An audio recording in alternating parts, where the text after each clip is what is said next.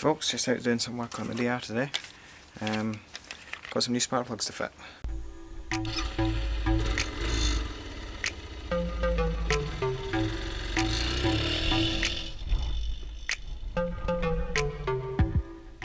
Just going to fit the NGK CR10Es. These are just a standard plug. My bike's just coming up for 9,500 Ks. The Suzuki recommends changing the plugs every 12. I'm probably going to shoot for every 10. I'll change them, or every second service I'll change them. I bought these from Adventure Bike Australia. I think they were about $6 each. I'll link them in the description. Right, so first up, my A-Service 25 litre tank, I need to remove that for access.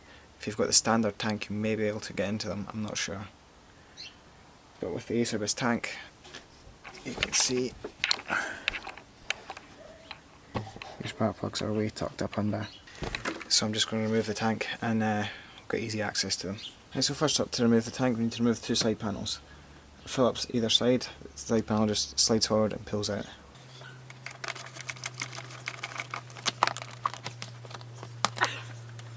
Next up we need to remove the seat, so there's a 12mm here and a 12mm on the other side.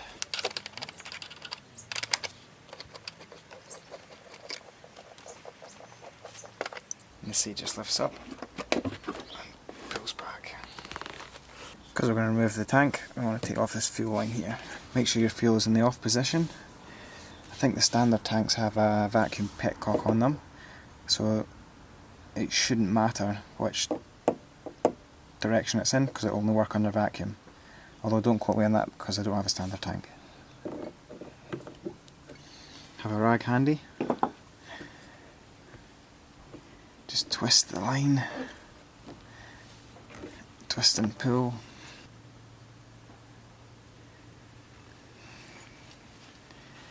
Just have a rag handy. Next up it's two 10mm and then the tank will just lift off.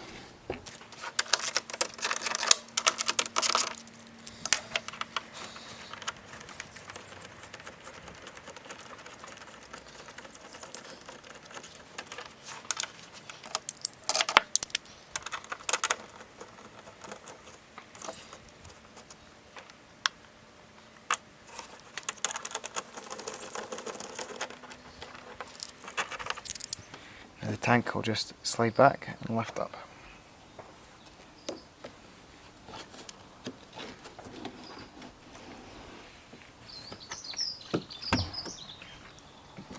Now the tank's out, we're going to replace the spark plugs. To pull these off, they just pull off, like so.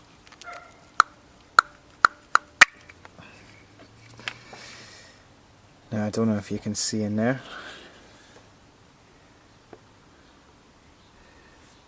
but it's full of stones, dirt and crap.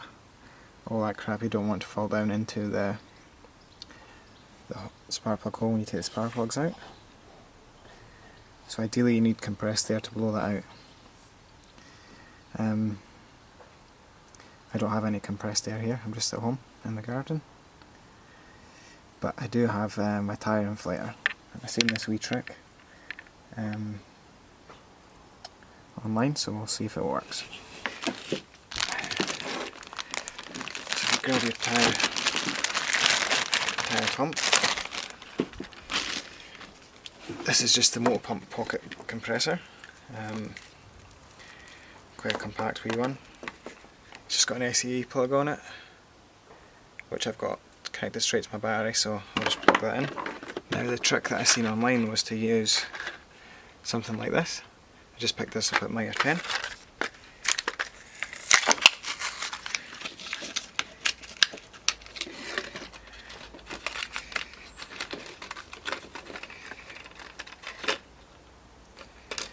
And it's to use this attachment here, which is for pumping up footballs and such like. Apparently, if you fit this into your wee air compressor, you get quite a bit of force out of it.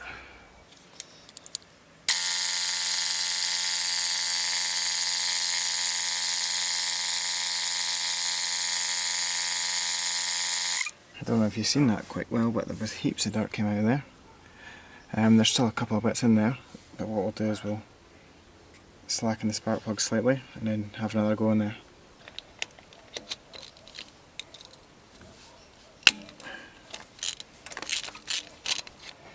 Just turn it back a couple of turns.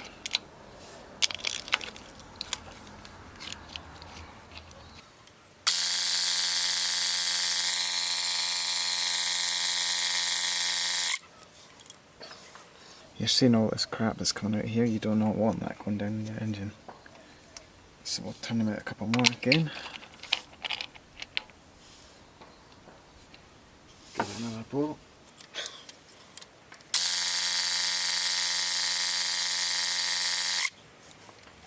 And then that should be alright to take out, just be careful. There's nothing else in there.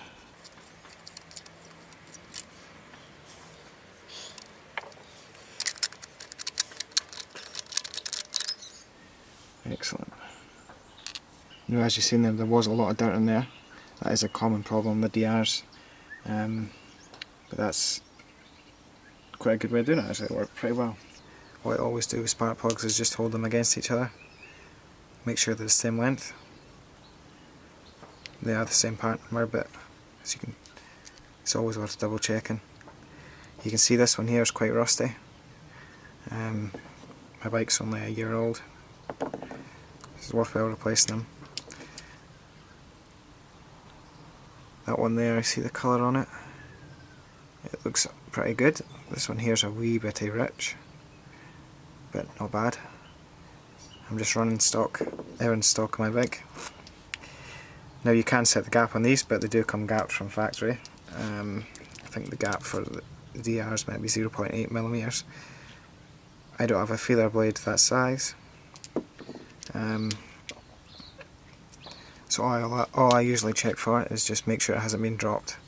If that has been dropped and the electrode tip there was touching, then I wouldn't use that spark plug. Because it looks there's still a gap there, I would assume it hasn't been dropped and the gap's set by factory. Install is very simple. Just you could put a wee bit of anti-seize on them.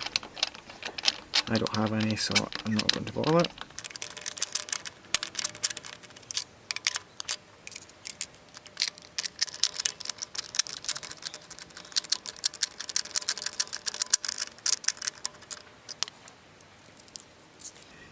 Now the spark plugs, you don't want to go mega tight. Just give them a wee nip. There is a crush washer on them, so you just want to feel that crush washer crush a wee bit. Just a wee nip. Put your HT leads back on and you'll hear them click in, like so.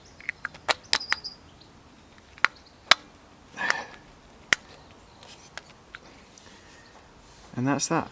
Just got to put the fuel tank back on, seat and side panels back on, and that's the job done. So folks, hope you liked that video, showing you how easy it is to change your spark plugs in your DR650. This little ball tool here worked perfect. I wouldn't recommend doing it without blowing that out, because you've seen all the dirt that come out there. You do not want that falling down inside your engine. So that's me done. I'll just put the fuel tank back on and that's it. If you like this video, hit the subscribe and the like button, and stay tuned to the channel and you'll see more videos like it. I'll see you guys in the next one.